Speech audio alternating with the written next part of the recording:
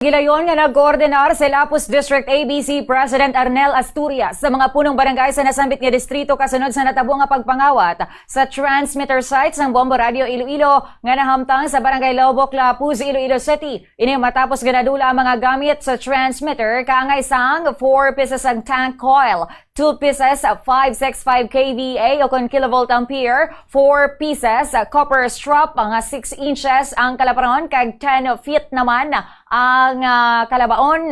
Samtang 3 ka metros nga grounding rod, araman ang 120 ka pieces ang copper grounding radials nga nagalaba sang 260 feet. Sa interview sang Bombo Radio kay Asturias, siya ginpahayag nga gilayon siya naghatag sang direktiba sa mga punong barangay sa nasambit nga distrito agod nga magpatuman man sa investigasyon kag i-monitor ang mga junk shop sa ilang nga distrito. Bangod ginapatiyan nga posible igabaligya sa mga suspect ang mga kinawat nga kagamitan agod nga makakwarta. Sano pa kay Asturias, posible nga sa likod nga bahin sa lugar nag-agi ang mga suspect antes ginpangkuha ang mga equipment sa transmitter site. Sa piyat nga bahin gilayon man nga nagpatigayon sang investigasyon ang Lapus Police Station agod nga matumod ang mga responsable sa krimen. Dugang pa ni Asturias, naghatag man siya sang mando nga i-koordinar ang impormasyon sa tanan nga police station sa syudad agod ma-check ang mga junk shop kag mapadasig nga matumod ang sa likod sang pagpangawat sa transmitter site sang Bombo Radio Iloilo. Yari ang pahayag ni punong barangay Arnel Asturias.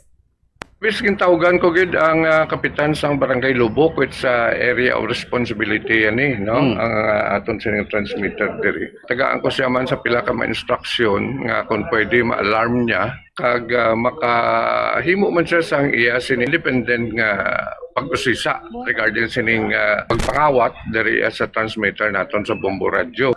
Na-coordinate ko naman, istorya ko naman ang aton sining kapulisan sa Barrio Obrero sa aton Station 8 kay posible basi kung ilibot sang nagkawat sang sining mga bagay diri mga saway ito pwede nila makortahan. So paano nila kwartahon?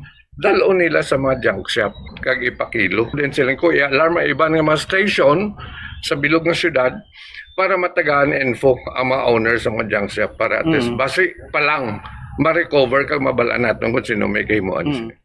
Si punong barangay Arnel Asturias ang president sa Association of Barangay Captains sa Lapus District.